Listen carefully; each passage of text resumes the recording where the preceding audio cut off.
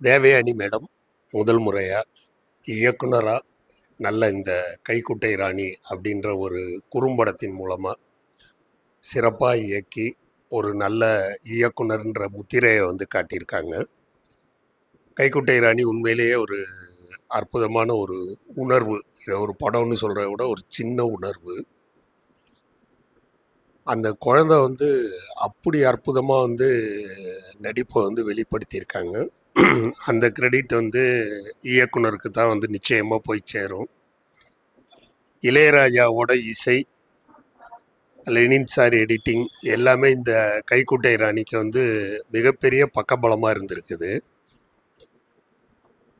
அதாவது இன்பம் என்பது கொஞ்ச நேரம் தான் போகும்ன்ற மாதிரி அதை கேட்கும் போது நமக்கு உண்மையிலே அந்த மனசுக்குள்ள அந்த வலி ஏற்படுது.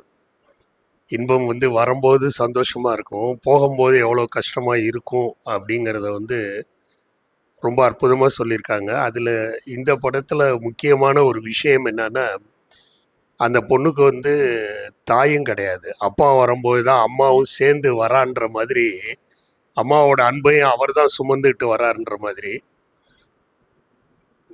வாழ்க்கை என்பது எப்படி நம்மளை புரட்டி போடுது, எதுக்காகவோ அன்பையும் பாசத்தையும் பிரிஞ்சு எங்கெங்கேயோ போய் எவ்வளோ கஷ்டப்படுறோம் அப்படிங்கிறத இந்த சின்ன நேரத்தில் ரொம்ப அற்புதமாக சொல்லியிருக்காங்க. இது இவங்களுடைய முதல் முயற்சி அப்படின்னு சொன்னால் நிச்சயமாக அதை நம்ம பாராட்டியே ஆகணும். ஏன்னா இந்த அளவு அதில் ஒரு டெப்த்தை கொடுத்து ரொம்ப அற்புதமாக சொல்லியிருக்காங்க. இவங்களுடைய வளர்ச்சி மேன்மேலும் வளர்ந்து பல சாதனைகளை புரிய வேண்டும் என்று அன்பு சகோதரிக்கு வாழ்த்துக்களை கூறி நன்றி சொல்லி விடைபெறுகிறேன். நன்றி.